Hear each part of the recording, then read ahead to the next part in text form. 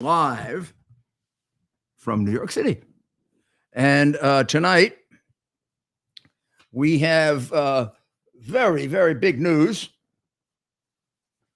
The president's still on vacation. Huh? Oh, that's not news. I know. We're going to have a big, big deal when he comes back from vacation.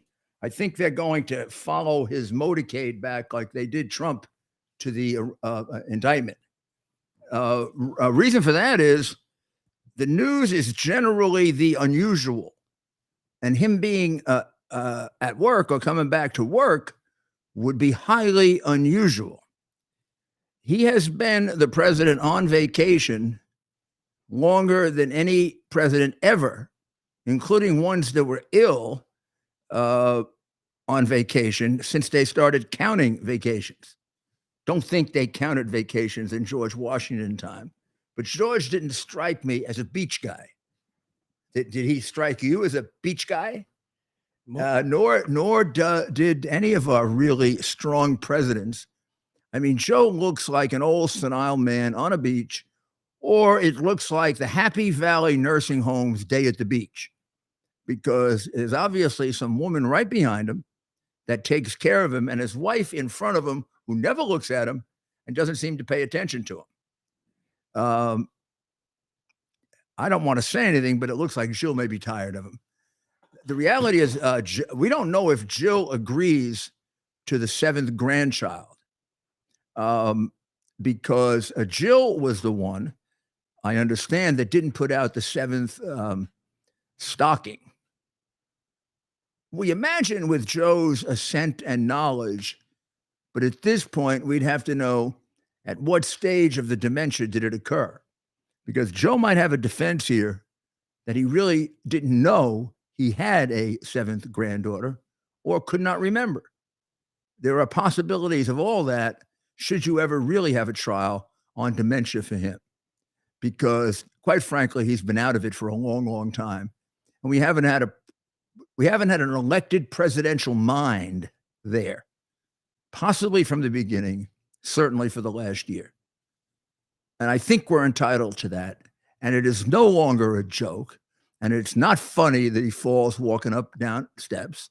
And it's not funny that he falls at the end of speeches. And it's not funny that he thinks he's in Colombia when he's in Cambodia. And it's not funny that he thinks he's talking to his dead uncle or giving a medal to his dead uncle. It's not funny that he thinks he saw Roosevelt on television. Roosevelt was dead before there was television. None of that is funny, because that guy can destroy the world. Well, he's probably not going to destroy the world, but he's killed an awful lot of people. We'll get the number for you. But they're all on him. Nobody, absolutely nobody in Ukraine needed to be killed. There's not a chance in the world that it would have happened under Trump. We're going to put out a poll tonight, and we're going to ask you to guess which American president was Putin afraid of to such an extent that he wouldn't invade? Bush, Prince Obama, senile Biden, or Donald Trump? We'll tell you the answer at the end. Those who don't get it will not be allowed to listen to the show anymore. Now, we got another thing here, and that is we're not going to be brainwashed. I mean, we try very, very hard on this show, as does my friend Greg Kelly, as I can see Bob Schmidt does on Newsmax, as Bo Snerdley does. And I can go on and give you other people too. But we do a really good job of overcoming the brainwashing and trying to reorganize the news into the way it would be reorganized if we didn't live in a fascist country. Because we don't want to, it isn't that we don't accept the fact that the country is fascist. I had to do that quite some time ago, and it was very hard. Or you could call it communist. What I won't accept are the norms of fascism or communism. I mean, I'm not going to live their way. That's one of the reasons why they sue me so much or try to get me disbarred. Or it's not that I'm doing anything wrong. I'm not doing what they want me to do. And there lies the explanation to the last. I can't even, having done, I know 5,000 successful indictments, because at one time my record was like something like 5,000 cases that we won, and we only had 24 reversed on appeal. So something like that. So it must have been 5,000 indictments. I guess 5,025, including the ones that were reversed. And that doesn't tell you whether we won them after the reversal, because some are remanded. But in any event, my U.S. Attorney's Office, I don't think I'm surprising anyone or sounding like a boaster, was the greatest in the United States.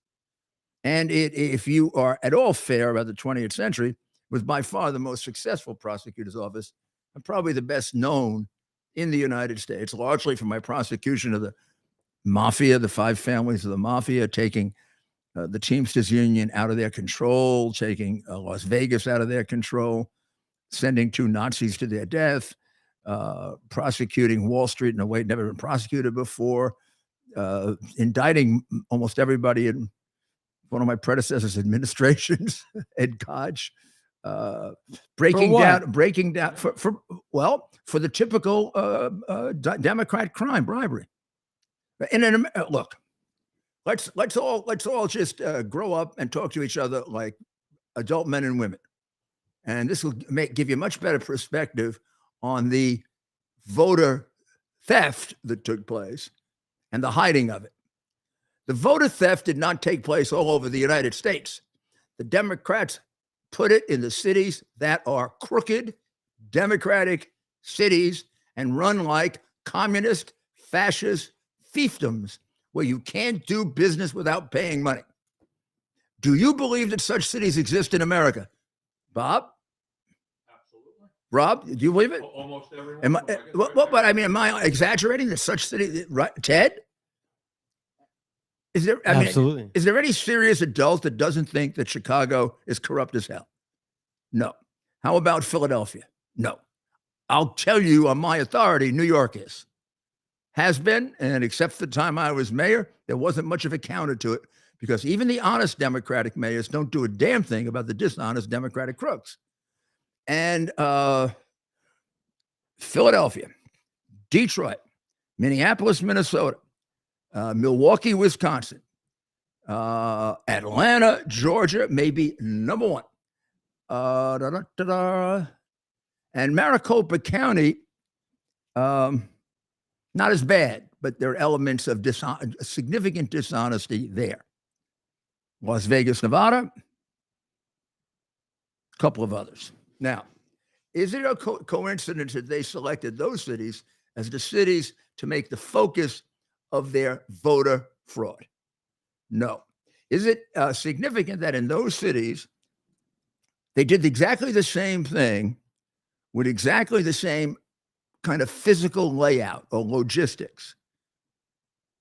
On the morning of the counting of the ballots that were called absentee ballots, which have to be examined closely because the only way you can tell that they are honest is you have to look at the envelope.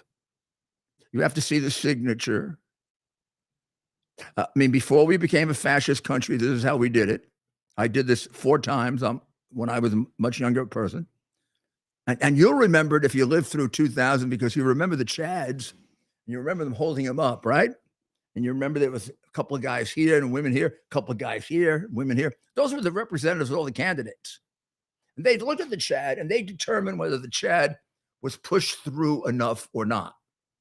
And if anybody objected, which really meant Republican, Democrat, they put the Chad aside so that a judge could decide.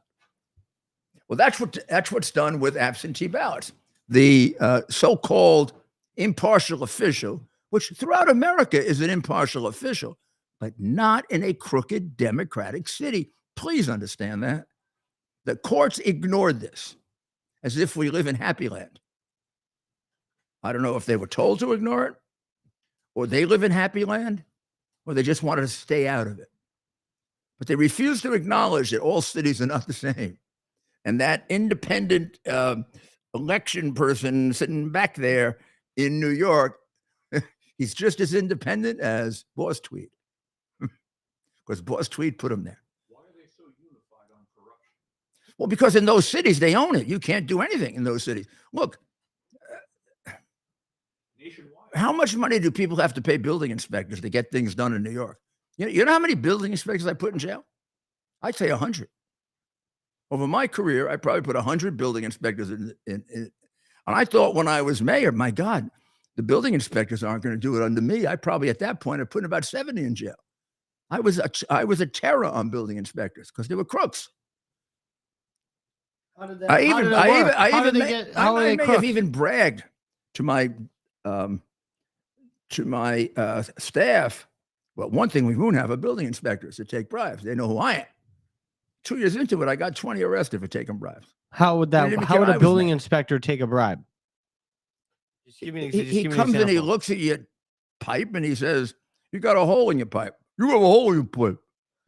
You say, "Mr. Building Inspector, I don't have a hole in my pipe." Say, "You got a hole in your pipe." Yeah. How much does that cost? "Oh, that's a $500 fine." "You got a hole in your you got 2 holes in your pipe." "Mr. Building Inspector, I don't even see one." Yeah. "You don't have to see it. I gotta see it. Go to court and fight it." "Well, I'm going to take a picture of. I'm going to take a picture." Yeah. I'm going to take a picture. "Oh, look at those. I just saw a rat run right along there in your kitchen." "Oh, wait, 2 rats. I don't see any rats in my kitchen." Wow. Get it? I get it now. How much would it cost? Hey, we're friends. What was it? You got about $1,000 in fines. Yeah, I'll let you out for $500. Come on. Here's $500. Cash. No, check. No, it goes through the Biden. They're not. Look, these guys are what Biden was when he started. Low down, sniveling little crooks. That's what the Biden family is and was. If they hadn't made it, they'd all have been building inspectors, in Philadelphia, where it's probably worse than in New York. So how'd you combat that? Did you pay your building any government? You can look to Democrat governments for a long time, which may actually just be an application of the, power corrupts and absolute power corrupts absolutely. You get a place like Chicago, Democrats in control for 55 years. They get elected by Pavlovian response, not intelligent election.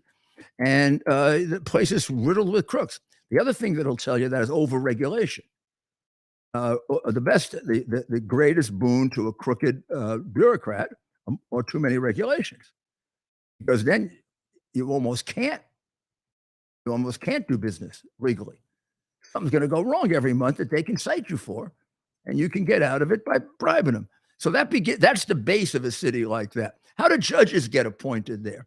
Judges, they say they elect judges, but they only vote Democrat. Like DC is 98% Democrat. New York is 80% Democrat. You don't get elected. You get on the ballot, you get elected. Who puts you on the ballot? The party leader, the Boss Tweed of his day, the crook. If the city is essentially corrupt, well, the party's essentially corrupt. And who are the most corrupt people in the party? The party leaders. I never failed in investigating one to get them. Just didn't have enough time to investigate all of them. And I'm under no illusion that they've, over the years, changed. Or with a mayor like Adams, who's part of the system, they're any different. You look at the investigation surrounding Adams. City's no different than it was pre-me. Just like he's brought back the Democrat machine. And notice every time the Democrats say something, he backs down. So we know who runs the city. He was in favor of more charter schools. He fights the battle very little. He was in favor of changing the bail laws. He hasn't accomplished that. The party leaders run the place. And I'm sure he picks the judges they pick which means some of that's changing hands. Money. So then, if you have an election dispute, you're taking it in front of the crooked judges. And a well-known axiom of election law in these cities is they vote their party. The law, honesty, and decency has nothing to do with it. They ain't going nowhere if they don't vote their party. So they pick those cities. They do it in those cities. The numbers are totally ridiculous. The numbers in Pennsylvania, every statistician said they couldn't overcome. They wouldn't let anybody look at paper ballots in 5 cities. They set up stalls in 5 cities that look remarkably alike. They couldn't all have come to that conclusion themselves. And then this guy, whatever the hell his name is, the guy who keeps getting reversed by the Supreme Court for unethical behavior, who Garland made. See, Garland wanted to get a fair prosecutor.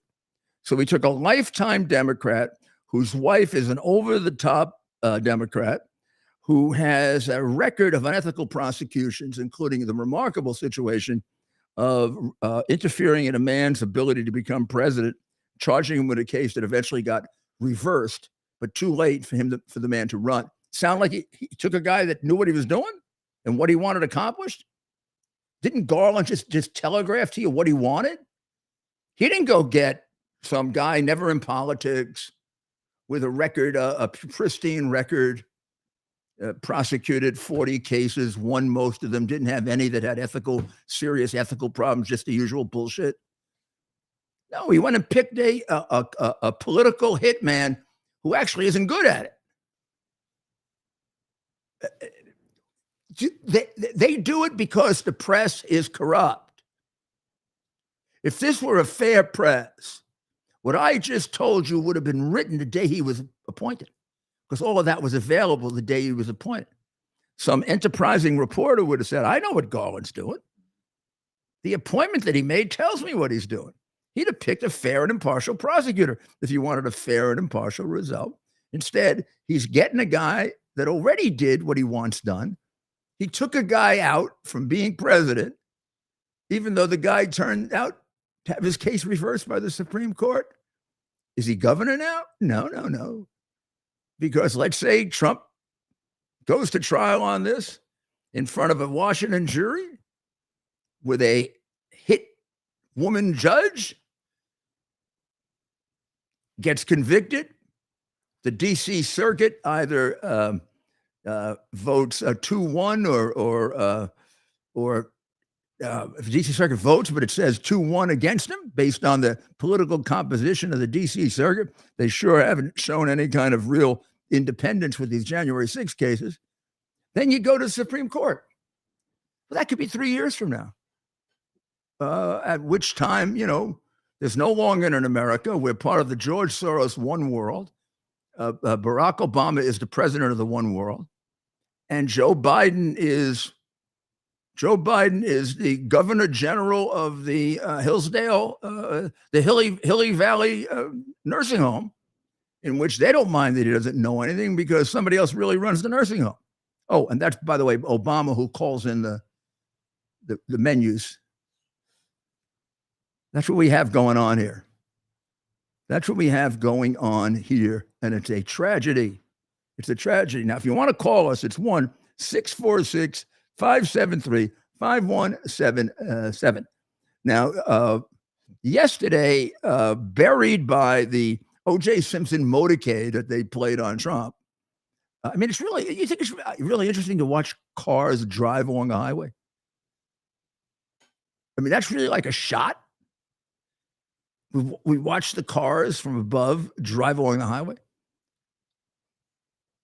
Sad. It truly is sad, especially when you contrast the coverage of. But meanwhile, evidence is coming out that the and president of the Devin United Archer. States is involved in the biggest bribery scandal in the history of the United States, and Trump gets coverage 50-1. Yesterday,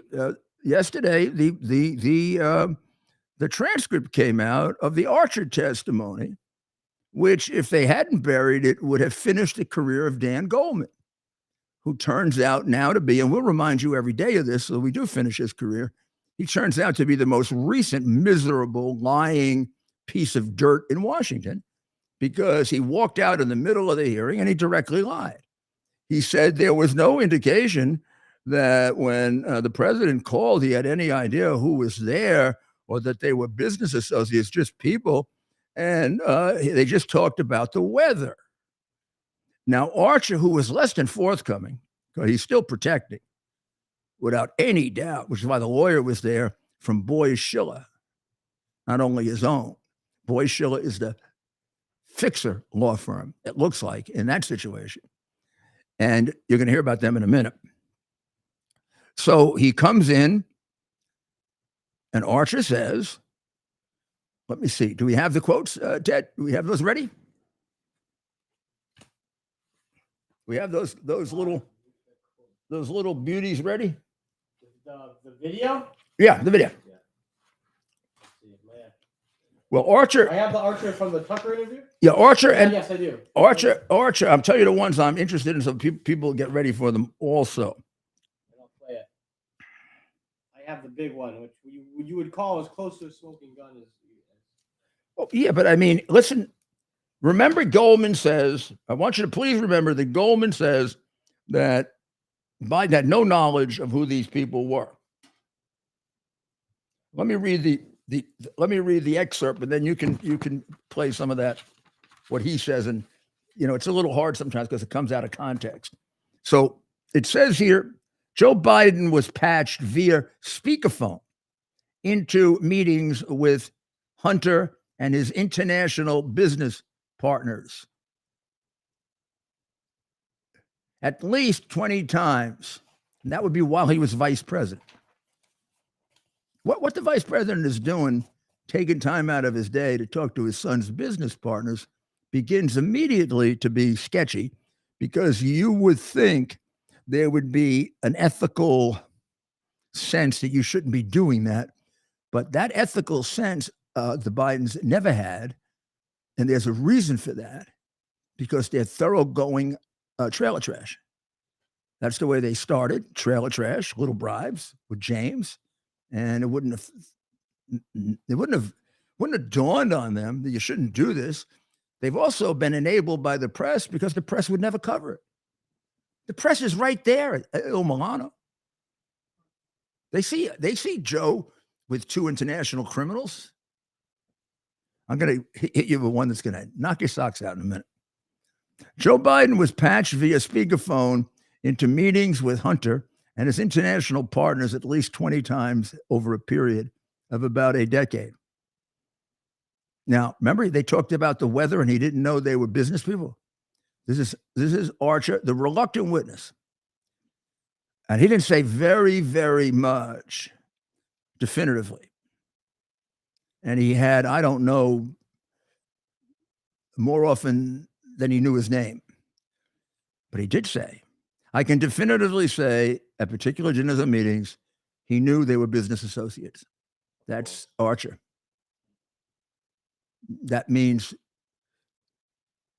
poor little rich boy, or rich boy, spoiled little rich boy rookie is, he's joining the party just like he should. He comes from the crooked Democratic Party of New York, and he is. And how hard is it to believe this after seeing Joe Biden on national TV talking about if you don't get rid of the prosecutor? Yeah. I mean, after everybody, the whole world saw that, why would it be difficult to believe? It certainly was powerful, though, because you're sitting with a foreign business person, says Archer, and you hear the vice president's voice. That's prize enough. I mean, that's pretty impactful stuff for anyone in the world. You understand DC, right? That's the closer. Joe is the corrupt closer and the boss of the family. And the boss of the family. So that is one of Archer's quotes that's significant.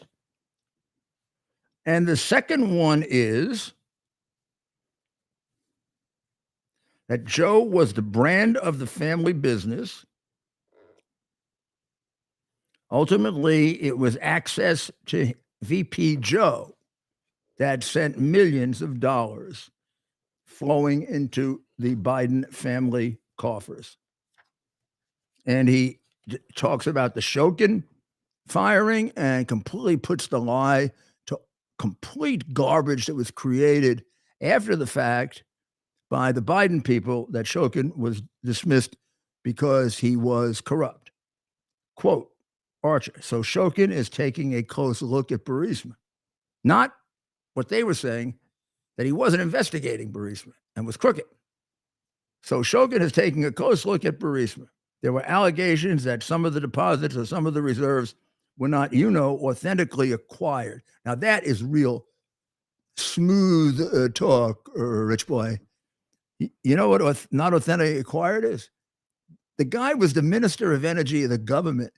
He took the properties from other companies and gave them to his company that he had a secret ownership in and had his partner running. When he got out of office, his company had gone from being worth about 10 to being worth 40 billion, all on land that he had taken away from other companies. His partner was real happy. They had all become rich. Then 4 weeks later, his partner, they were 50-50 partners. His partner tragically died running himself into a tree while drunk. Now, there were reports that for 3 weeks in a row, Zlochevsky and the boys took the guy out to drink every Friday night, made sure he was completely gonzo and put him behind his car and didn't offer to drive him home. Incredible. Only thing. Well, Mayor, we have just a few more minutes before our friend Kirk Elliott, PhD, is going to potentially call in. Potentially. Yes. Okay. Let's do our you know what first, and let's talk.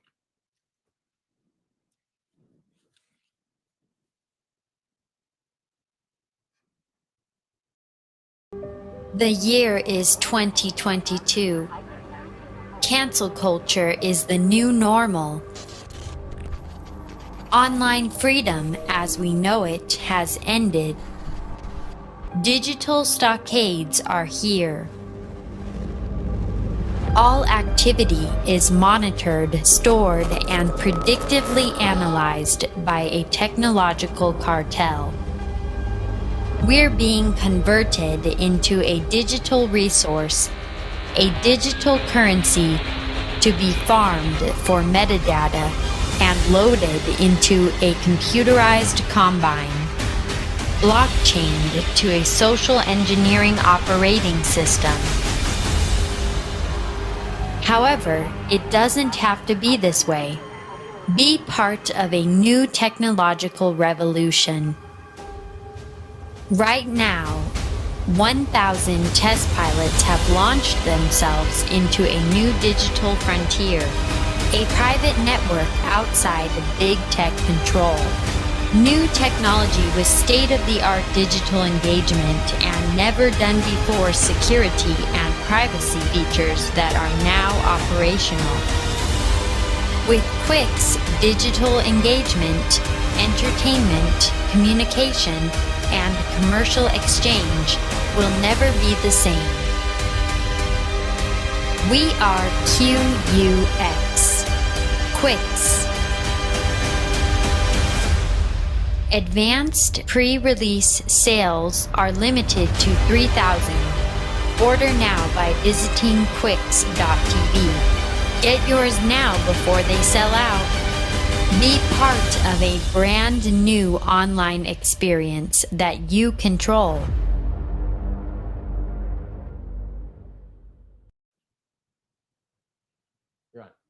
This is Rudy Giuliani back with America's Mayor Live. And I have to say, do you ever wake up in the morning feeling, I can't believe this could have ever happened in America? Like that absurd indictment of President Donald Trump for exercising his First Amendment rights and complaining about an election? Or waking up some morning and realizing they're raiding your law office, which you always thought could never be done in America? This sounds like the beginning of an advertisement, right? Well, if you did, then get. Well, it is an advertisement. Then if you did, you better damn vote Republican. Because if you don't, baby, you're going to be living in a dictatorship. Yes, you are. If it can happen to Donald Trump, if it can happen to Rudy Giuliani, if it can happen to Steve Bannon, it can happen to you. In fact, it has happened to some of you. Look at January 6th. A lot of those people, okay, there may be some of those people who committed crimes. A lot of them did not. These people like Smith, what they specialize in is making up crimes that other prosecutors like me, legitimate ones who put real criminals in jail, would never prosecute. Would you please compare their record to mine? Every single prosecution I can see Smith had with a politician, in almost all cases, a Democrat politician or a Republican politician or a Democrat not in favor with the party. I prosecuted my share of politicians, but I also prosecuted a lot of people that like to kill you, like organized crime people, like the FARC, like terrorist groups. Compare Smith's record to mine. Smith is a failed, unethical, dishonest, weird prosecutor. And I had the best record of any prosecutor in the 20th century. You think I'm going to sacrifice all that and lie about a case like this? So who do you think's lying, him or me? Or slimy Biden or me? Slimy Biden was lying in college, cheating his way through law school. He's lied about everything significant in his life. I don't understand why people even have any trouble with their fixing the election. They did fix the election. You know that already. They fixed the election by covering up the hard drive. Well, if they're going to do that, they're not going to change votes. Like Democrats never changed votes before. I mean, go somewhere else, please. If you got that problem, I can't help you. If you don't realize that Democrats, particularly because, it's a function really, not so much that Democrats are, there's no rule in the Democrat Party that you must be a crook. Most Democrats aren't, but they do tend to be the ones that run the big city machines. They do tend to be the ones that are in power for excessively dangerous periods of time that almost always lead to corruption. And Rob's got it right. Absolute power corrupts, absolutely. And you have to describe Chicago, New York, Philadelphia, Pittsburgh, Minneapolis, Minnesota, Milwaukee, Wisconsin, Atlanta, Georgia. Everything has to be described as a democratic dictatorship owned by Democrats. You can't go anywhere without Democrats. You can't build. You can't get jobs. You can't become a judge. You better be a Democrat. You better kiss you know what. But that includes coming up with dough. That's the simple fact of it. An honest press would tell you that, because an honest press has the duty to tell you that. An honest, patriotic press would tell you that, because they have a duty to inform you of that as citizens. But we do not have an honest press. We have a press that was largely educated in universities that are Marxist, and they're taught to resent and hate America. They don't tend to get the best and the brightest because they don't get paid the most. The best and the brightest go off to do other things, the ones who possibly can think more independently than the brainwashing they get in college. And if they are print press, they're definitely not the best and the brightest, because everybody wants to be in television for money. So now what are you stuck with? You're stuck with poorly educated people that appear to have a good education, but are the lower end of the people who appear to have a good education, who have a terrible education, and they're the lower end of the spectrum. They're bitter as hell, and they have Marxist ideas. So I don't even know how smart they are to get all this. Some of them are brilliant and perverse, and some of them are dumb as skunks.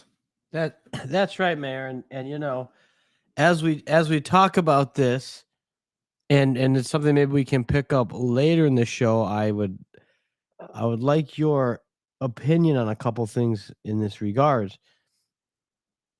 It's interesting, right? Just to see, kind of to go through the different motivations behind why people do what they do. So it's something maybe we can Very interesting. talk about more Yes. a little bit later. Well, I want to talk about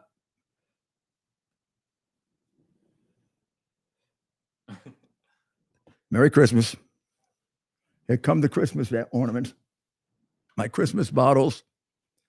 So, Rob, get a glass of water for Rob. I'm going to make Rob a convert here.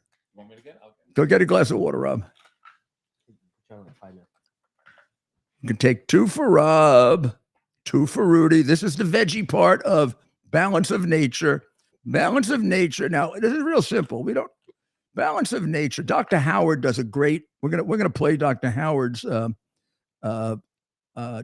commercial, next week, or maybe, yeah, we'll play it next week, I think, maybe tomorrow even. But so you get the more official scientific version of this. But I think this will work.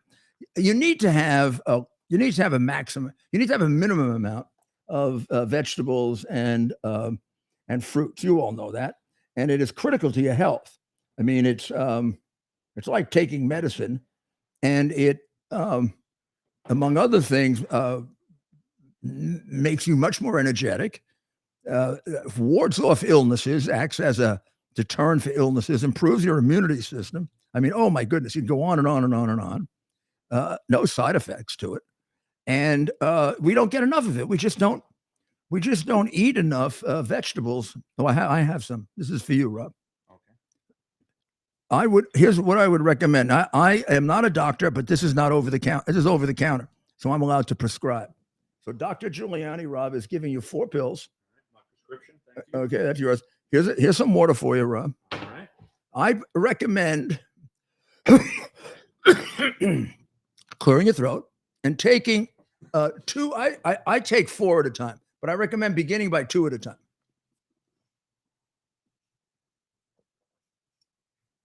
Yeah. Want more water? Well, I got no. Okay. Okay.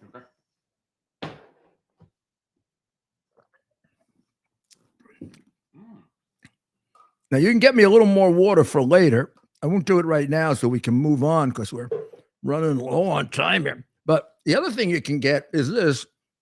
This is fiber and spice. You put some of this in your water, or if you want to juice it up, put it in your orange juice or juice, and take this once a day, or even twice if you want. And this will give you the fiber that you need. You know why you need fiber. Okay. Balance of nature. Balanceofnature.com, code Rudy. Right, Ted? That's right, Mayor. 35% off your first order, correct? That's right. And $25 off the travel size one, which is about this big. And maybe this big. And it comes with a travel case. Okay? It comes with a travel case that you will appreciate and enjoy, I am sure. So you go do it right now and then start calling me in and telling me how it's working. Okay? We have around here definitely transparent communication. Yeah, okay. Awesome. Well, we have a guest. We have a returning guest. So you are all familiar with our friend Kirk Elliott, PhD. Kirk is on the line now, and he has some new information for us. And we're going to spend a couple of minutes here with Kirk Elliott, PhD. Kirk, are you there?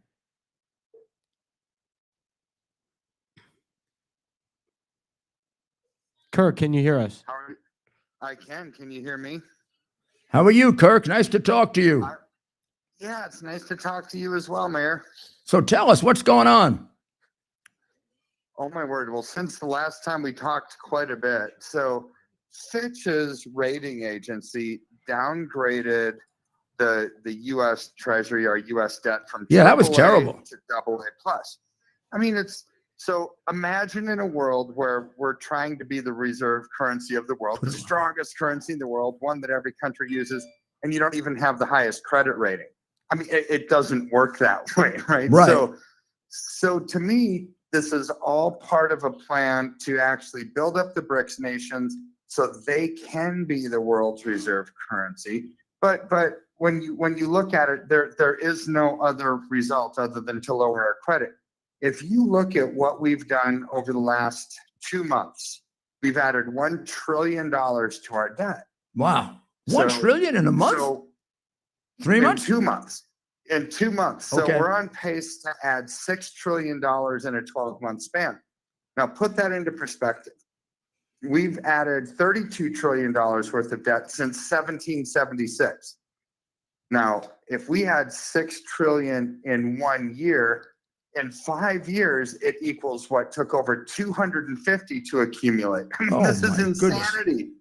Yeah, so it's out of control. So Fitch has had no choice but to downgrade. What do they look at? They look at, okay, how much debt do you have and what's your propensity to pay it off? Well, they're saying you don't have a propensity to pay off that much debt. So you had to be downgraded.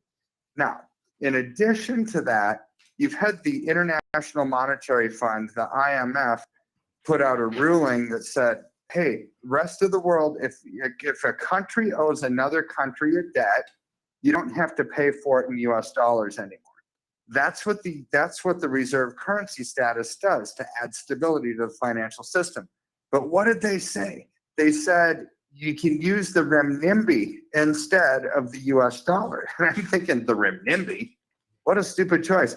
But because the renminbi is the internal currency of China, the yuan is the external currency of China. So what they're trying to do is build up China, build up the BRICS nations so they can usurp the US dollar as the world's reserve currency.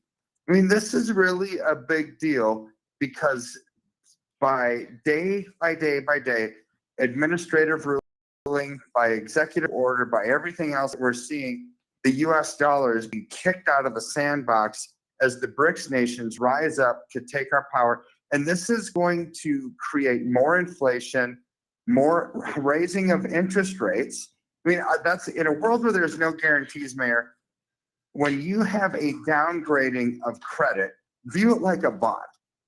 Normally, the U.S. Treasury bond, the most stable bellwether investment on the planet, has a very, very low interest rate, where a junk bond has a higher rate because the chances are they're going to go out of business and people need a higher return for their investment. It's called a So junk when bond we- for a reason. Yes, it is. So when we get our credit rating reduced, what are they going to have to do? They're going to have to raise interest rates to entice other countries to invest in our treasury.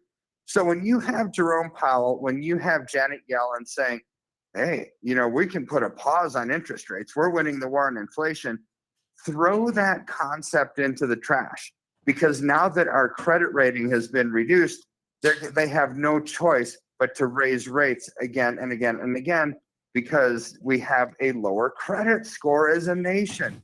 See, this is really a big deal moving forward. Well, I think it is. And how do institutions prepare themselves against this? And then what should individuals do? Well, institutions have to try to navigate through a scenario where you're going to have higher interest rates. Right. So any debt that they have, same for individuals, right? An individual or an institution, look at what a future looks like where your debt payments are going to go up because the interest rates are rising. So this is going to have a big impact on the banking community as well. So what do banks need to survive in this climate? They need higher interest rates and they need lower loan portfolios, because with higher interest rates, people don't have the ability to pay off their loans. So there's going to be a lot of default. So banks need to have higher interest rates to increase their profitability, but they need lower loans out there because people who have loans they're going to default on them. But what do individuals need to succeed? They need lower interest rates and higher amounts of credit, right? Exactly the opposite. So here's this battle that's being waged right underneath our nose. And who's going to win? Are the banks going to win so all the consumers of the world don't get loans? Or are the consumers going to win, which would mean all the banks go out of business? My answer is everybody loses, because banks are going to go out of business and people aren't going to be able to get loans. This is the catch-22 of the world that we're living in right now. And I think, now going into an election year, all of this is going to cause more and more inflation, higher interest rates, and this is the political kiss of death for any politician. Well, and in the case of an individual, this is it's past time, but this would be still a good time to get yourself into silver and gold. Is that right? Oh my goodness. Yes, because when times like this, when there's political chaos, when there's uncertainty and turbulence and rising interest rates and rising inflation, gold and silver always act as a flight for quality. It will attract attention because people will look around them and say, the foundations are eroding all around us. We need to go to something that's safe. So during times like this is when gold and silver thrive. Mayor, this is why countries of the world, central banks of the world, are amassing gold by the thousands or hundreds of tons. See, out of one side of their mouth, they're poo-pooing gold and silver and saying, oh, it's an ancient relic. Why would you ever buy that stuff? Out of the other side of their mouth, look at what they're doing. Don't listen to what they say. Watch what they do. Because China, Russia, Kazakhstan, Uzbekistan, Turkey, India, they're buying gold by the hundreds of tons to shore up their currency as they're battling with the BRICS nations to be the world's reserve currency. So if they're buying gold, we should do the same thing to protect ourselves from the economic onslaught and bank failures and inflationary pressures that are coming our way. Okay, and how do they do that? How do individuals get this information? This is kind of complicated.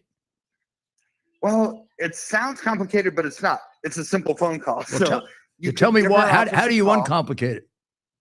Okay, so if you want to protect and preserve, just give our office a call, 720-605-3900. Just say Rudy sent you, or you can go to our website, kirkelliottphd.com/Rudy. And what we'll do is one of my advisors will talk to you and hear your concerns, hear your fears, hear your goals, hear what you want done to protect and preserve, and will help you map out a strategy for success moving forward using tangible assets for your IRAs, for your non-IRA accounts. But the key is allocate into physical, tangible assets, because banks are failing. Banks are cutting people off from their accounts today because of their ideology, their political views, their religious views. And the only way to really safeguard yourself from that is to get out of that system. Well, I think that's great advice, and I'm going to urge people to do that right now. No, I mean, the call is something you should just do for your general education. I think you're going to go ahead and you're going to work with Kirk and his wonderful people.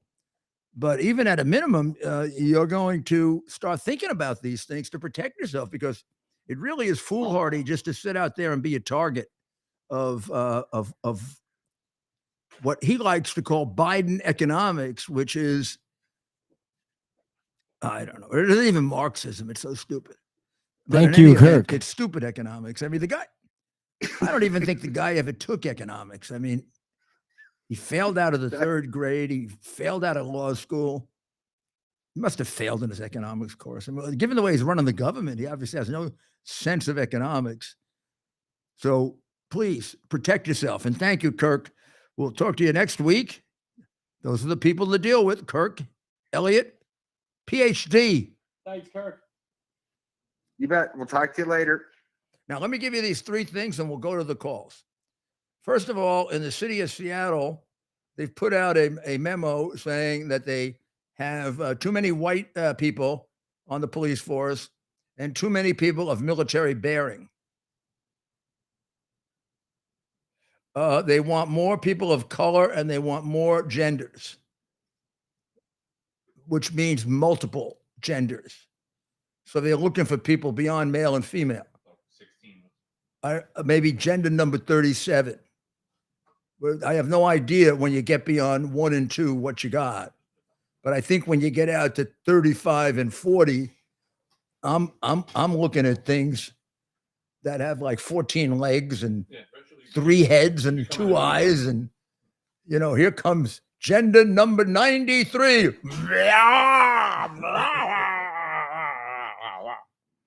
Who are these genders?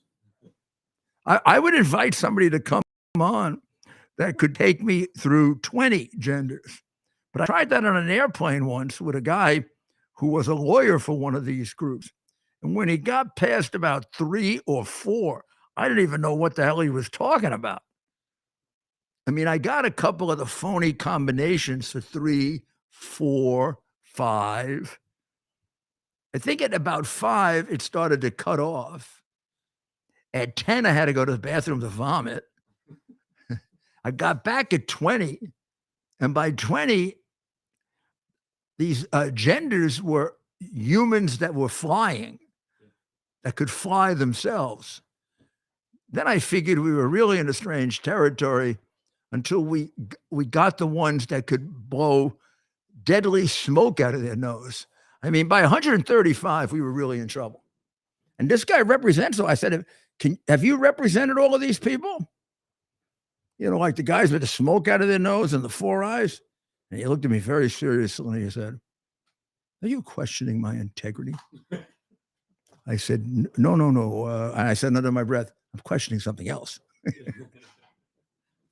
That is a fictional conversation made up for the point of sarcasm. Yes. Yeah. We used to be allowed to do that, but I had to put that on because nowadays you're not allowed to do that. So you will not hear in the regular newspapers or press, kept from you will be that the mayor of Seattle doesn't want white people on a police force anymore. He doesn't want anybody from the military on the police force anymore. Although they always seem to make the best cops. Probably doesn't want too many women on. He wants people of color and he wants people of odd genders, genders that are not accepted by the universal society. Let's put it that way. Or at least over the last thousands and thousands of years of human history, we did not accept beyond 2 genders. But now suddenly we've become much smarter and we realize there are 130 of them. That's the ones he wants. Please, I beg the press, including the whatever remains of a conservative press, ask Bill Barr why he sat on the hard drive for a year. Now, I'm not going to make the joke I made on radio, although I must say I got no complaints about it. I thought I was. I thought I would get some insensitive complaints, but you guys must be starting to really hate Barr or dislike him. Let's not use the word hate, bad word. I don't hate Bill Barr. In fact, I could be persuaded that there's some explanation for this, but I don't know it. Because I had a certain degree of respect for Bill. I always saw him for what he was, which is I consider him like a bar association prosecutor. And when Trump selected him, I was worried he'd worry more about what the New York Times and the Washington Post and the good old boys at the bar association, all of whom are silly limousine liberals and who don't endorse conservative judges, even the ones that are Republicans. They fought like going back to Judge Rehnquist. The bar associations that are trying to get rid of me fought people like Rehnquist and my good friend Nino Scalia. But I always thought of Bill as a very honorable guy. Very honorable guy. Now, there's something he's doing that if he doesn't have a good explanation for it, is fatal to any reputation of being honest. The FBI got the hard drive. What was it in November? Follow the timing here. In November of 2019. Okay. I had been investigating the case. I revealed the case on Ukraine way back in February of 2019 without the hard drive. And when I say revealed it, 8 witnesses, a flat out money laundering transaction that you could prove with a piece of paper, a confession, a videotapes, bank receipts. I had a nice racketeering case, much bigger now with the hard drive, but then I have a podcast that proves it. All of a sudden, in November of 2019, John Mac Isaacs gives the FBI the hard drive. They don't do anything with it, but they do verify it in December of 2019. In other words, by December of 2019, the FBI knows what the Democratic Party covered up criminally and scandalously right before the election, and that is that the hard drive was legitimately Hunter Biden's and came through John Mac Isaacs and had no earmarks of Russian or any other information, but Hunter Biden information. That was December of 2019. So now it comes out in September of 2019. That terrible lawyer who has to be suspended from the bar, Rudy Giuliani, who was the only one to bring out Biden's original corruption, all of a sudden is the only one, it appears, to be bringing out the hard drive. Now, I did it with Bob Costello and with John Mac Isaacs, but I was the front man. But I do say and take great credit for the fact that there is no doubt in the world that you would not know about all this corruption, and American history would not be able to deal with it and fix it if it weren't for me. And I am very proud of that. And I don't care what you do to me. That makes up for anything you do to me, you miserable, un-American crooks that are going after me. And that's what you are. You're un-American crooks. And if I say I have no respect for you, that comes from the most successful prosecutor in the 20th century. Now, I know what I'm talking about, and you don't. But in any event, in September 2019, I did the only thing I knew how to do, and that is my duty as an American citizen. Did I know they would try to destroy me by then? Of course I did. They had already tried to destroy me, but I knew I was now giving them the impetus to really destroy me. Did I think they'd kill me like the mafia, voted to kill me? Or like the FARC put out a contract on me, or the Islamic terrorists of Fatwa? No. I didn't think they'd kill me physically. Although who knows? No, I didn't think that. I got to be honest. I didn't think they'd kill me physically, but I did think they would ruin whatever was left of my law practice. They would ruin me with the press. I mean, after all, when Biden first became the nominee, the first thing he did is write a letter to the press saying to keep me off. I was sure proud of that. That says something about you and how effective you were. Because they figured I was by far the most devastating, effective surrogate that Trump had. The time I came on, I just banged the living daylights at him because I had the facts, I had the testimony, I had the pictures, I had the tape recordings. That might be a first. I've never heard that. So I said, "The hell with it." I looked in the mirror and I said, "I'm going to put it out." And history will be on your side. I'm convinced. I put it out, and I never expected the censorship. Never.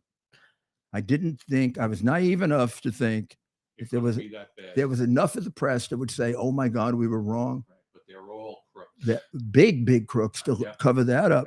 So here's the question: why does Barr not come forward at that point? Bingo. And why doesn't a reporter ask him? And then a few days later, when you see it's a setup for politics, and Biden just repeats it on the debate, and then he gets those 51 crooked, dishonest intelligence officials to write a letter that it has the earmarks of Russian disinformation, when the FBI knows for almost a year that it's valid. How does Barr still continue to cover it up? Why does the FBI not put them under investigation? The FBI knows they're lying to influence an election. He's afraid of the crooks. He's got 51 of them that are lying their asses off, and he doesn't go after them. Or at least tell the American people, as a fellow citizen, I have the need to tell you that there is this hard drive, and but I can tell you definitively, it has nothing to do with the Russians and those people who told you that they has earmarks, never even looked at the hard drive, never asked the FBI, never asked anyone. The 51 people Spies who lied. look like they have the earmarks of traitors. And talk about election interference. Yeah. What is that?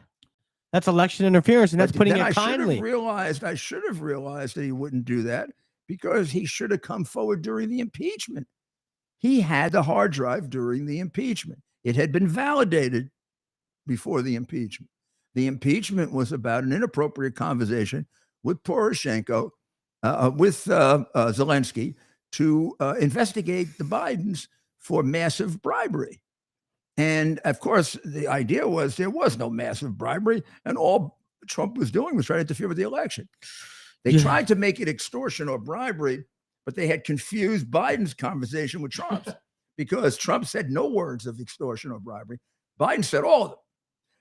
But they still said it was, I don't know, wrong to ask him to investigate an innocent man. Now, if he had the hard drive, he'd have 1,000 pieces of evidence that it was true, including tape recordings proving it was true. And you would come to the conclusion that, in fact, he would violate his oath as president if he didn't ask for it, because he would not be carrying out the laws. He wouldn't be faithfully and executing the laws of the United States. So he literally had no choice, and the impeachment would just go down. Well, Mayor, how about we take... So I ask you all, write to your congressman, write to your senator, and say, demand Bill Barr answer under oath, why did you cover up the hard drive for at least a year? That's a good point. And that is something that we should ask our audience to help us get an answer to, because I'm yet to hear a reporter ask him. CNN must know because they have him on all the time. He's on TV between CNN and Fox too. Must know why he did it. You see, I figure there's got to be a reason for why he did it. Do they have something on him? Is he compromised? I'm sorry, I'm no holes barred anymore after this. I mean, I know what the hell goes on in Washington. I know a couple of people they got things on. I don't know if it's fair to tell you because I don't know it with that degree of specificity. But I know some of it with a degree of the guy from the Lincoln Project who tried to get me, I don't know, arrested or something, turned out to get the day that he tried or the day that they tried, he gets arrested for pedophilia. It's always the creeps, right? These guys. But nobody covers that at the head of the Lincoln Society, which are a group of nutty Republicans. They were nutty. That's a great way. The guy in charge gets arrested for pedophilia. Weaver. These are and that's a hell of a thing to get arrested for. Well, maybe Barr is. Maybe look. Look, be careful. No, I didn't say anything. I'm just saying it's unhealthy. Be careful. We don't know what. I'm not saying a damn. We have no allegations against Barr. Nope. I emphasize that. Yeah. I have no suspicion as to what it is that made Barr corrupt. What I do want to, and I'm not sure he's corrupt. Is there a chance he didn't know about it? Is there a chance that Ray hit it on him? And he's covering for Ray. And he never was now, aware Ray's a of skunk, complete skunk. Yeah, where did that guy come from? He has no answer. He had to have known about Chris Christie. What's he doing? Did he tell Chris Christie and Chris Christie told him to hide it? I don't know. Christie's acting like a nut now. Wouldn't that be sad? Yeah, he was in Ukraine today. He popped up in Ukraine with Zelensky. Ate all the food, caused a temporary food crisis for the Ukrainians. He brought him a big thing of flowers, a big thing, a bouquet of blue and yellow flowers. Well, he brought a cake too, but that didn't survive the flight. He went to Ukraine. Yeah, Chris Christie popped up in Ukraine with Zelensky, right? Out of all the news this week, all the news today. You know when Ukraine is in trouble? When they start taking it for the Ukrainian army. Imagine him as a Ukrainian soldier. Plump, plump. I just hear him walking with a trombone behind him. He'd be like that guy in Full Metal Jacket. Corporal Christie. Corporal Christie. Corporal Christie, stand up. Sir, I am standing up. Corporal Christie, stand up. Sir, I am standing up. Okay, now we're going to scale the walls. Maybe you. Now we're going to scale the walls. Are you freaking kidding me? Maybe Maybe we'll just keep you back here, Corporal Christie. We'll leave you here. We'll Now, take the care. next day it's Private Christie. Yeah, right. Private Christie. What on God? Jump the What rope. is it? Jump the rope like all the. How about Cork Christie? Here's a computer for you. Fight him with the computer, baby. I cannot imagine what kind of meeting that was between Zelensky and they both seem to be gluttons in their own way, right? Well, I don't know about that. I don't know why we're attacking Zelensky, except for the fact that his Money. mentor is a crook. Okay. I mean, Okay. aren't you allowed to have a mentor as a crook? Yeah. Aren't you allowed to have as your mentor the guy who Fine. did all the money laundering? Fine. I in can't blame Ukraine? Zelensky that we're the ones giving him all the money, Yeah, but right? can It's you not his blame fault. Zelensky for his career being made by Kolomoisky, who was another one No, of he's- the Zlochevsky oligarchs in Ukraine and stole maybe The Western 20 media. billion and did all the money laundering for everyone, including the Bidens? Can you imagine how much Zelensky has on Biden? If you Can you imagine how much Zelensky has on Biden? that must be why they're getting this money. He got the Part of whole, the reason. everything we know, he knows, of course. I Yeah. know he knows more than we know because I saw the file as of 21.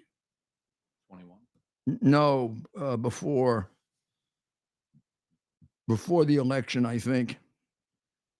Probably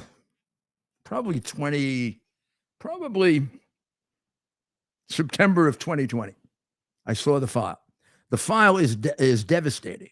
It's got all the indications that Shokin was not any reason corrupt. It shows you when they made it up. It shows you that Poroshenko, the president, had to ask Biden for permission to hire the next prosecutor. Now, when does the vice president of the United States name the prosecutor in a foreign country? When his son is involved. Look, it's one thing to try to get away with telling us he can fire the prosecutor in Ukraine. And he did it because the guy was corrupt, not because he was investigating his son. Now, if you believe that, it's time for remedial education. Okay. Now, if you believe the following, he did not fix it. Joe didn't fix it. He fired the prosecutor because the prosecutor was corrupt, not because the prosecutor was going to put his son and his son's company and the guy who gave him 10 million in jail. He did it because he worries about corruption so much. But he wanted to be so sure that it was handled properly that he approved the next prosecutor of a foreign country. And then it just so happens that ex-prosecutor dismissed the case against his son and the guy who stole 40 million. Unbelievable. Now, It's unbelievable. how does anybody, how do you go to bed at night knowing if you put those facts together, and I will discount stupid people, and you're not stupid, I don't care how prejudiced you are against Trump. This has nothing to do with Trump. You can think Trump is wonderful. You can think Trump is bad. It doesn't change the facts that I just told you. Aren't you capable of thinking that way? See, I don't think you have a good mind if you don't. There's something I think you have to go and look at what's wrong with you if you don't. If you can't put the two things aside, if you can't come to the conclusion that, gee, in 2020, I didn't know. I heard a lot of this stuff about Trump. I heard a lot of stuff about, but if you really still think that Trump is much worse than Biden, you're not living on earth. There's not only is Biden worse than Trump, Biden is, by everything we know, the worst president we've ever had. Let's take it. He's definitely the most corrupt. The amounts of money that have been proven went to him. And when you get over 4 or 5 witnesses in bank accounts, it's proven. And the money laundering, Latvian money laundering transaction that I have in my possession is proven. When he did to his granddaughter, what he did to his granddaughter, I think less than % of the grandfathers in America would do that. I think it puts you now not only in a corrupt category, but an evil category. You say about a little girl that you disown her for 4 years? Even with Sorry, this, Elliot, one they second. embrace her now. He's never seen some embrace, Joe. You've never seen her. You're sitting on that freaking beach all week. You can't go see your granddaughter that you shunned for 4 years, you bum. I'm telling you, if you were an old guy in an Italian neighborhood, they kick the shit out of you. The other old guys would. They'd say, "What kind of bum are you?" And that's what I called in on last night to point out that if it were not, that's another thing that the world would not have known about if not for Rudy Giuliani. Well, you're damn You were right. the one that started that. I'm telling you, nobody was talking about it. You were talking. And do you about know it. why it's relevant to him? Because he does this big Catholic sanctimonious bullshit. I'm a I go to church every week. I go to church every Sure he week. does. I go to church every week because I use it as a cover for the bribes that I get every week from my son. Hunter gives me. Now, let's think of what kind of father he is. Hunter has told us unequivocally, although very much hidden from you, that all his life, 30 years, he has to give half his income to his father.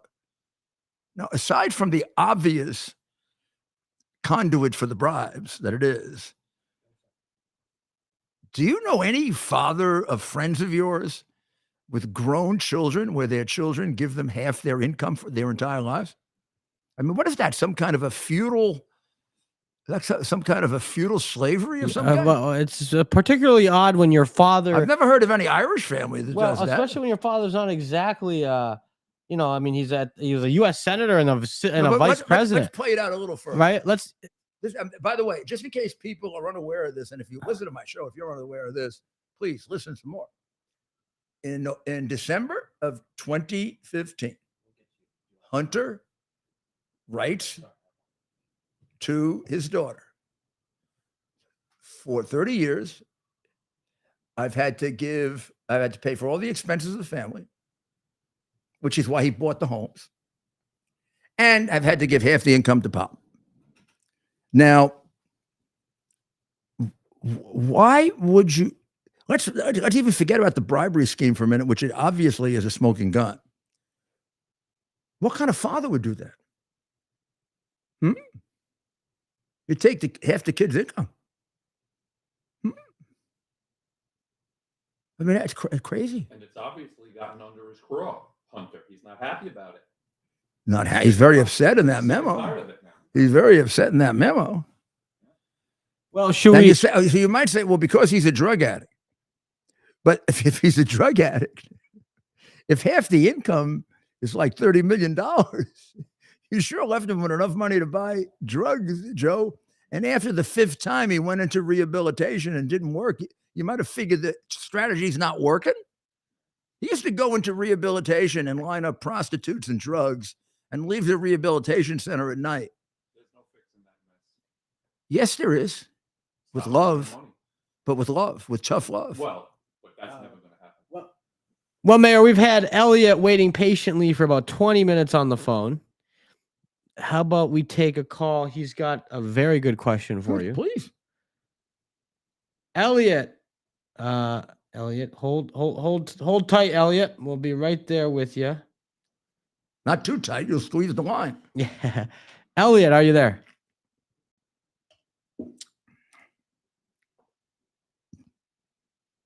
I may also point out that I think I have pointed out that Elliot, are you there? that the Attorney Can you hear us? General, who Put you on. has his own ethics problems, major ethics problems, and money problems, Talk. he went ahead and deliberately selected Yeah, I can hear you. a prosecutor with the reputation of being a hitman for Republican politicians and bringing unfair cases against them. If you wanted a fair result and one perceived as a fair result, that is not what you do. You pick someone who's neutral, even for the appearance of impropriety, or to avoid the appearance of impropriety. Basically, Garland was saying, I don't give a damn what you think. I don't give a damn if you think this is a fixed investigation. I don't give a damn if you think I picked a fair prosecutor. And I obviously didn't. The guy's got a reputation for being unfair. Because I don't give a damn about you. You're just the people. We're Democrats and you're deplorables. Elliot, can you hear us? Yes, sir. All righty, you're on with the mayor. Thank you, buddy. Rudy, I just wanted to ask, thanks to John Solomon, we know that Hunter Biden and his Ukrainian gas firm colleagues had multiple contacts with Obama's State Department during the 2016 election cycle. And we know that the Obama State Department had concerns with Hunter's business relationships because there's been reports that they were, according to John Solomon. John's absolutely 100% right. My question is, when are we going to see the House Oversight Committee pull these people in to question them about their concerns and their connections?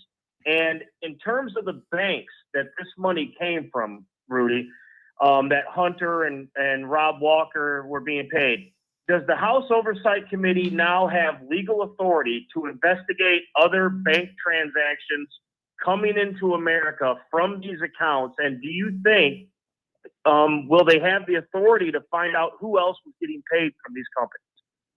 Great question. Both are good questions. I know the answer for sure to one. All of the people that John revealed in his columns of almost like 2 years ago now, all of those people could be subpoenaed, should be. Some of them he got on his own and some I gave him.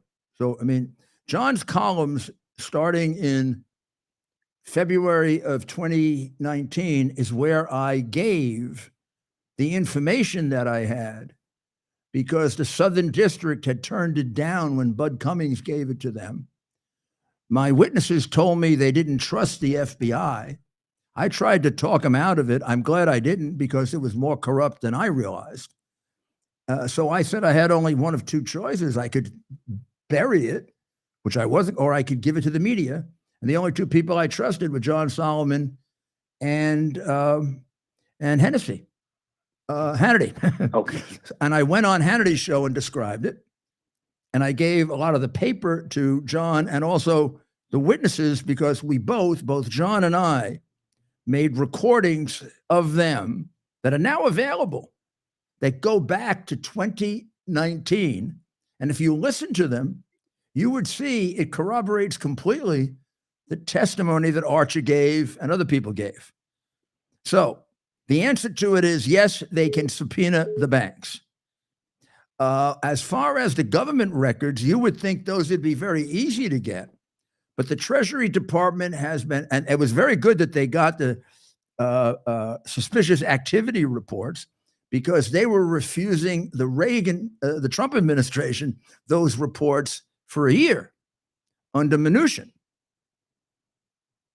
who I don't know if Steve did it on purpose or Steve did it because Steve was not very attentive, but Steve helped to cover up those activity reports. He also covered up, and the State Department refused to allow the Ukrainian prosecutors to have access to several bank accounts that the Ukrainian prosecutors suspected contained large sums of money intended for the Bidens and other politicians. And they had several witnesses to that. And our State Department stopped it. Our State Department also stopped, and this I have proof of, and this is Trump's State Department. Trump's State Department or Treasury Department? Treasury Department. It was Trump's Treasury Department that stopped the initial disclosure of the Latvian laundered money. So you saw that the money was going out to various people on the board of Burisma who had political connections, including the Bidens. But the others, you could trace it. With the Bidens, it stopped in Cyprus. You couldn't go beyond Cyprus. And when the Ukrainians, the honest ones, the Shokin, who was really honest, went to get it, he was told, the American ambassador said, you can't have it. And you know how we got it? We got it because we know how to investigate. They do too. They just don't do it. Those records came out in Devin Archer's trial. records of this laundered money from Latvia. They didn't realize they were putting it in. We were watching it. We grabbed it as soon as it was public. And there's the final straw in the whole thing, the final nail in the coffin. You see the money, the exact amount that had gone through about 8 banks, a lot of it engineered by Zelensky's patron and friend and employer, Kolomoisky. And you see 3.4 million coming out for the Bidens. And you see a little note of money going to Vice President Joe Biden. Now, that was available to prosecute them. March of 2019, way before the election. You could have prosecuted for a 1-count money laundering transaction. You'd have 8 witnesses, and you'd have convicted them, and Joe would never be president. That was covered up by people in the Trump administration because Trump didn't control the administration, the deep state did. He didn't start controlling it until the very end. Now, let me assure you about those who are seeking to select a president this time. He will control it from day one this time, and he's the only one that will control it because the rest of them will not know how to do it. And I probably know how to do it better than anybody because of my experience in the government, having been the 3rd-ranking official in the Justice Department, and having investigated every kind of damn criminal in the world, and having been successful every time I do it, including this time, against all odds. I don't know where the people are that say Giuliani was right. They go on the air and they repeat things that I brought out 3 years ago and don't point out that I did, but I know I did. So the answer is, this is all there. It's been there for 3 years. We never had to get to trying him when he was a presidential candidate. We could have tried him before he was a presidential candidate. You would have only gotten half the crimes, but that's okay. You'd have kept him out of the White House. And then if you did that and you really prosecute, like put Devon Archer in for 10 years, I bet she tells you the rest of the story. Devon Archer hasn't told you the whole truth. That's preppy boy bullshit that he gave you. Just enough. I mean, you can see that guy thinks he's a gift to the world. Somebody had to question him in a little differently than he was prepared. I guarantee you, my office had him. He'd be coming out telling the truth, just like all the mafia guys told the truth, just like all the people against Boesky and Milken told the truth. You got to know how to handle these people. I can figure that dandy out in a minute. Well, Mayor, we're well into soccer time, of course. And I appreciate what he gave us, and I resent immensely for my country what he's holding back. Give our viewers and listeners something to do this weekend. What should they be looking into? I mean, there's a lot out there with this Devon Archer testimony. Yeah, I would read his affidavit or his testimony because it. And then check out the podcast. It completely makes a lie out of makes Joe Biden a lifetime liar over the 1,000 times he said I never knew anything about my brothers or my son's foreign clients. I mean, he talks to them all the time.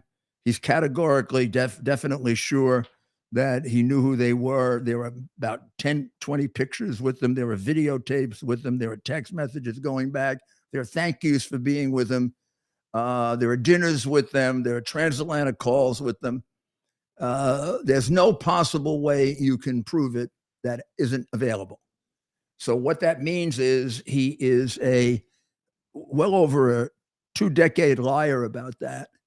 That is a material fact covering up the crime of bribery. It would be admissible evidence in a bribery trial.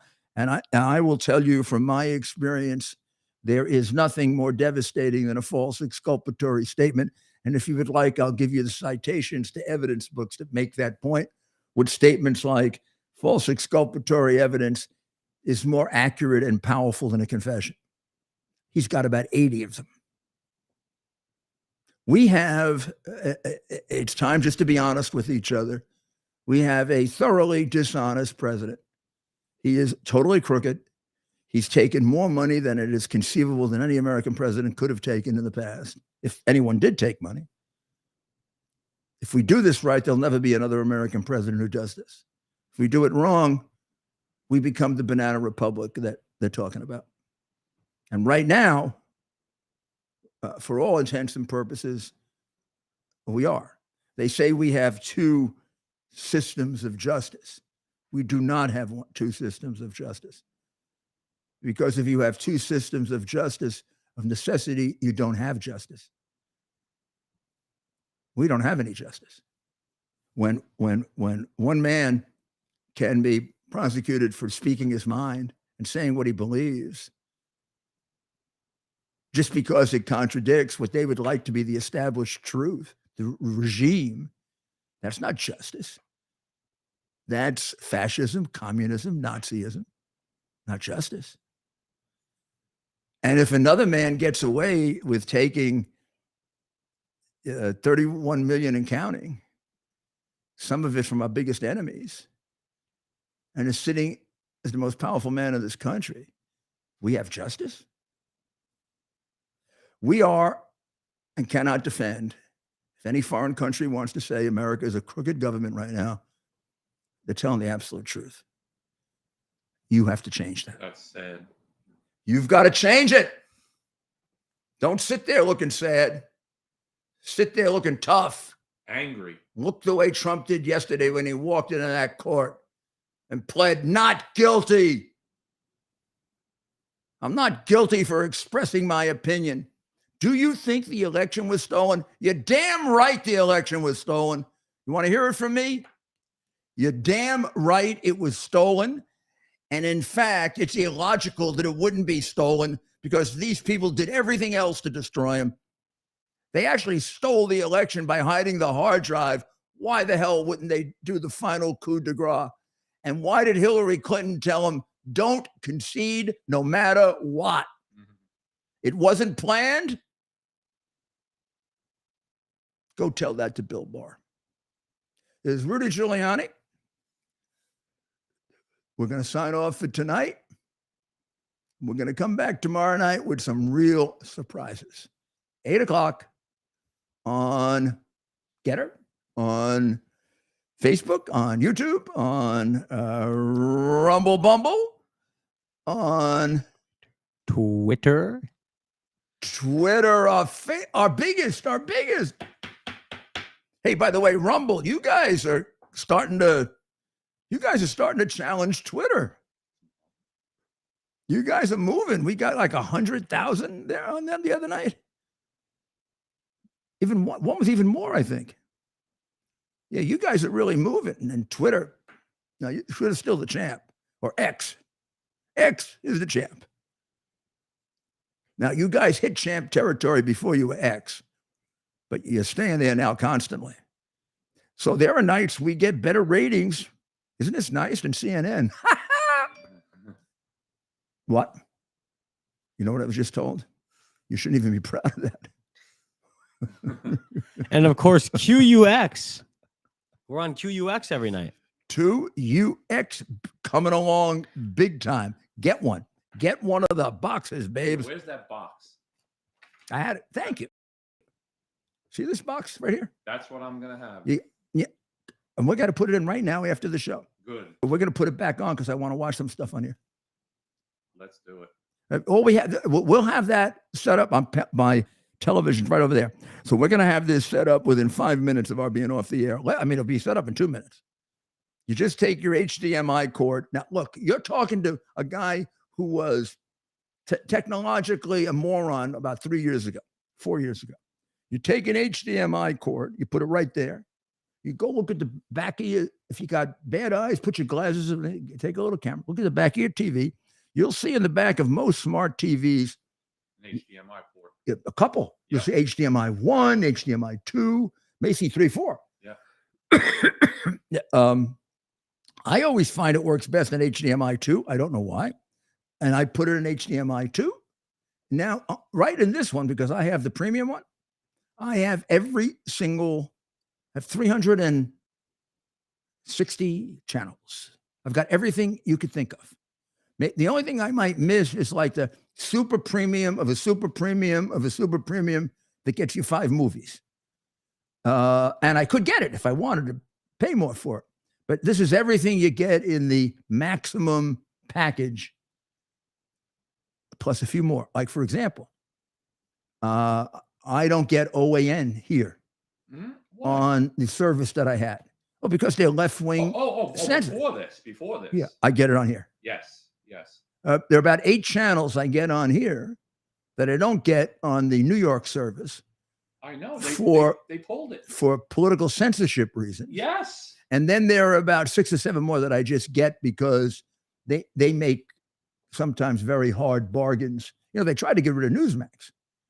Well, with DirecTV did get rid of Newsmax. How come they were able to survive that barrage of Newsmax? A lot of pressure. And our people are beginning. I mean, look how powerful we're becoming. We're ruining Bud Light. Good. You know? Yep, kill them. There was, well, you know what really happened with Bud Light? There was reports they had put urine in it. Oh. And people, and several Bud Light cans were found with urine in it, and that just blew it right through the top. Good. That's what they deserve. That's not true. It's a joke. And of course, we mean, and when we say that, We're allowed to joke. Kill the business is what we're meaning. We're joking. Yes. That was a joke. The business. It's not true. There wasn't urine in the Bud Light can. That was a joke. But hopefully it'll go viral. It was a joke. I do say though, and this is true, there are times it looks so light. You look at the color of it, there was no urine in it. Okay. Just want you to be sure you know that. In fact, that would take away from my point, which is you got killed because you're a bunch of sellout woke. Sellouts. You even contributed to Black Lives Matter. I think you did. Let me know if Bud Light contributed to Black Lives Matter, because then we'll have a few more words about them. Well, we'll see you tomorrow night. We'll see what happens tomorrow. Got plenty more to cover. Rudy Giuliani, God bless America. And I would say right now, for the next couple of days at least, a special prayer for Donald Trump. Despite the fact that he's the toughest guy I know or you know, what they're doing to him is unholy. What they're doing to him should be done to no one in a country like ours. Because when you do it to one in a country like ours, you can do it to anyone. And they're starting to do it to anyone. God bless America.